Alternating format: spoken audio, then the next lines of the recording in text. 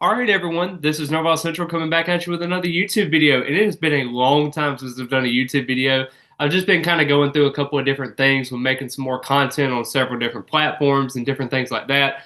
Didn't want to stress myself out too much with having too much on my plate, so that's why I took a little bit of a break. I'm going to try to be able to do a little bit of YouTube here and there, so the videos may be a little bit more sporadic, but I do think that it could be a good idea for me to be able to showcase some quality content as I go along with this channel. But I do bring some good news with this. Florida State did get a four-star defensive back, KJ Kirkland, and he is a very, very talented defensive back that can play safety, and he can also play a little bit of cornerback and in the box.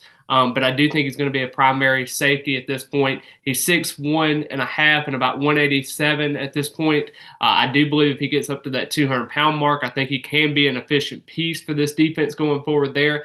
I do like what Marcus Woodson sees in Kirkland, and I do think that he is a very good get out of Jacksonville, Raines High School. And I do think that he can be a guy that's going to be successful in this piece. Now, 247 Sports has him as a 4-star.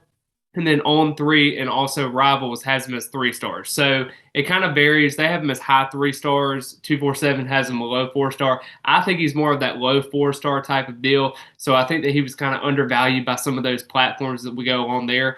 But Florida State has gotten their third defensive back in this class, along with Jabril Riles, and also with Quindarius Jones as well from Mississippi. So it's going to be an exciting time for Florida State going forward there with their class, because I do think that kind of, I guess you could say, doesn't really end the defensive backfield, because they always like to add defensive backs. They love to utilize a lot of defensive backs in their system, more along that lines of a 4-2-5.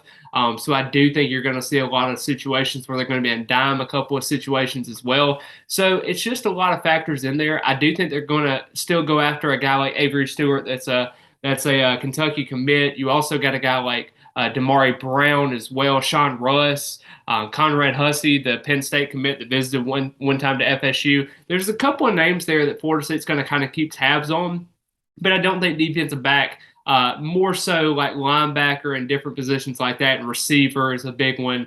If you want to add a quarterback definitely needs to be a need as well for this class. So there's a couple of needs that you need to address early on. But I do think Florida State's recruiting trajectory in this class is going in a nice direction. So I can definitely see where Florida State can take advantage of a couple of these pieces.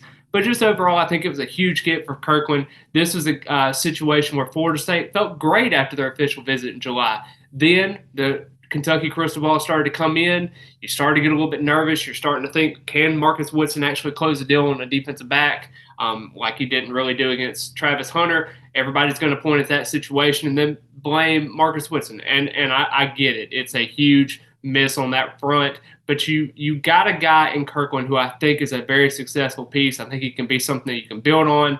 And Kentucky's got a sizable advantage on a couple of these defensive backs, and you really didn't need to see a third go to Florida State with Jeremiah England and also with Avery Stewart going to Kentucky as well. So just some different factors that Florida State really has to factor into.